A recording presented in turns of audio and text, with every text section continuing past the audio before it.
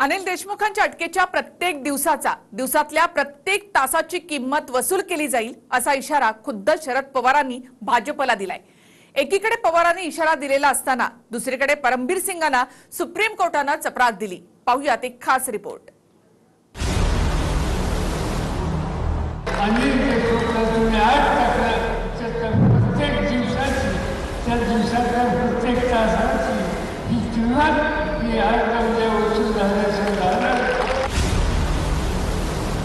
त्यांचं हे जे म्हणणं आहे की एक मिनिटात हिसाब तक्रार जाईल, धमक्यांना आम्ही घाबरतच नाही।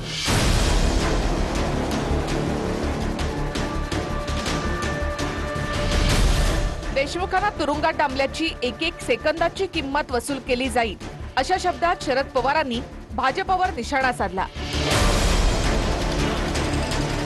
कथित वसुली प्रकरणात पवारांनी पहिल्यांदाच स्पष्टपणे बाजू मांडली।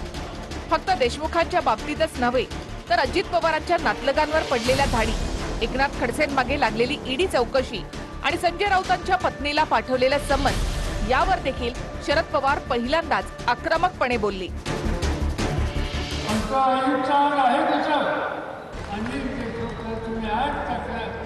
प्रत्येक दिवसाची त्या दिवसाच्या प्रत्येक तासाची ही किंमत ही आज वसूल झाल्याचं झालं।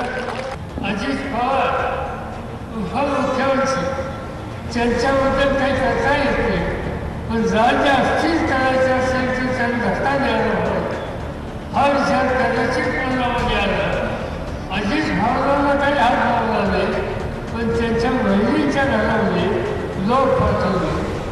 जी बहीण 2 बेडरूमच्या खोलीमध्ये फ्लॅटमध्ये राहते, तिच्या घरात 5-5 दिवस 20-20 लोक त्या ठिकाणी पाठवले। काही मिळालं नाही तरी घरी जायला तयार नाही। ह्या दिल्लीचे आदेश की 5 दिवस आणायचे। एकनाथ खडसे विरोधी पक्ष नेता होता, अनेक वर्ष भाजपचं नेतृत्व केलं।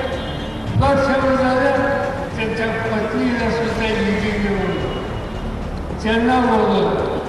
शिवसेनेचे खासदार संजय राऊत त्यांच्या बाबतीत काही करता येत नाही, त्यांच्या पत्नीला बोलवलं आणि तिचा जवळ घेऊन तिला फार देण्याच्या चळवळीचा प्रयत्न ठिकाणी केला। दुसरीकडे अनिल देशमुखांवर खंडणीचा आरोप ठेवणारे परमबीर सिंग यांचा पाय मात्र खोलात रुतत चाललाय। दाखल झालेल्या गुन्ह्यांमध्ये अटक होऊ नये म्हणून परमबीर सिंग यांनी सुप्रीम कोर्टात धाव घेतली होती, मात्र त्यावर सुप्रीम कोर्टानेच परमबीर सिंगांना चपराक लगावली। परमबीर सिंग यांच्या अटकेच्या कारवाईला स्थगिती देण्यात यावी अशी मागणी परमबीर सिंगांनी सुप्रीम कोर्टाच्या न्यायाधीशांना केली। त्यावर कोर्ट म्हणाले की आधी तुम्ही तुमचा ठाव ठिकाणा सांगा, तुम्हीच केलेल्या आरोपांच्या चौकशीत तुम्ही सहभागी झाला नाही। आमची शंका चुकीची असू शकते, पण जर तुम्ही परदेशात बसून अटकेपासून संरक्षण मागत असाल तर ते आम्ही कसं देणार। यावर परमबीर सिंग यांच्या वतीनं त्यांच्या वकिलांनी युक्तिवाद केला। ते म्हणाले, जर मला श्वास घेऊ दिला तर मी खड्ड्यातून बाहेर येईन। यावर कोर्टानं पुन्हा एकदा परमबीर सिंग यांच्या वकिलांना प्रश्न केला, परमबीर सिंग नेमके आहेत कुठे, ते देशात आहेत की देशाबाहेर याचा पत्ता लागल्याशिवाय अटक रोखण्यावर निर्णय होऊ शकत नाही। कोर्टाच्या या टिप्पणीनंतर परमबीर सिंग यांच्या वकिलांनी 22 नोव्हेंबर पर्यंत वेळ मागून घेतलाय।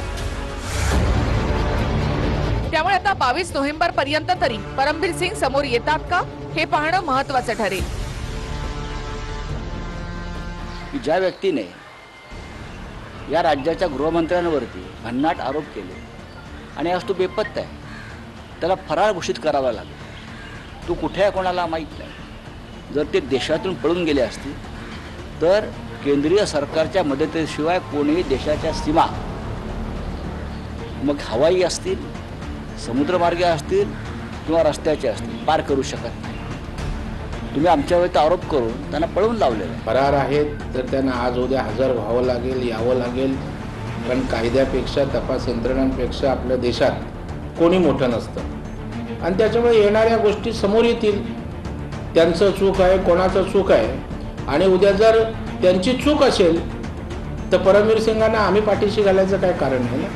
कायद्यासमोर परमबीर सिंग काय, गृहमंत्री काय, किंवा सर्वसामान्य नागरिक हे सगळे समान असतात. कायदा डिफरन्शिएट कोणाला करत नाही. मुंबईचे माजी पोलीस आयुक्त परमबीर सिंग यांच्या भोवती सध्या एका बाजूने विहीर आहे आणि दुसऱ्या बाजूने आड. कारण माजी गृहमंत्री अनिल देशमुखांवर जे 100 कोटी वसुलीचे आरोप त्यांनी केले होते त्याबाबतचे पुरावे नाहीत याआधीच त्यांनी हे स्पष्ट केलं आहे. मात्र याच आरोपानंतर परमबीर सिंग यांच्यावरच इतर प्रकरणात खंडणी, अॅट्रॉसिटी यासह अनेक गुन्हे दाखल झाले आहेत.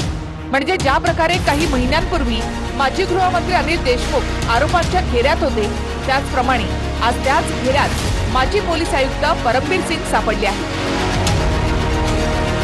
महाराष्ट्र सरकारनं परमबीर सिंग यांच्या विरोधात 7 जणांची SIT नेमली. ठाणे पोलिसांनी परमबीर सिंग यांच्या विरोधात लुकआउट नोटीस जारी केली. परमबीर सिंग यांच्या विरोधात खंडणी, अॅट्रॉसिटी यासहित एकूण 5 गुन्हे दाखल आहेत. ज्यापैकी एका खटल्याचा तपास मुंबई पोलीस, दुसऱ्या खटल्याचा तपास ठाणे पोलीस आणि इतर 3 प्रकरणांचा तपास राज्याच्या CID कडे आहे. कोर्टानं परमबीर सिंग यांना फरार घोषित केलंय. जर पुढच्या 30 दिवसात परमबीर सिंग समोर आले नाहीत तर त्यांच्या मालमत्तांवर जप्तीची कारवाई होण्याची चिन्ह आहेत. परमबीर सिंग यांचा अंधेरीमध्ये फ्लॅट आहे. त्याची किंमत आहे 4,64,00,000. नवी मुंबईत फ्लॅट आहे. त्याची किंमत आहे 2,24,00,000. चंदीगडमध्ये परमबीर सिंग यांचं घर आहे. त्याची किंमत आहे 4 कोटी. परमबीर सिंग यांच्या फरीदाबाद मधल्या फ्लॅटची किंमत आहे 14 लाख रुपये आणि हरियाणा मधली जमीन ही 22 लाखाची आहे.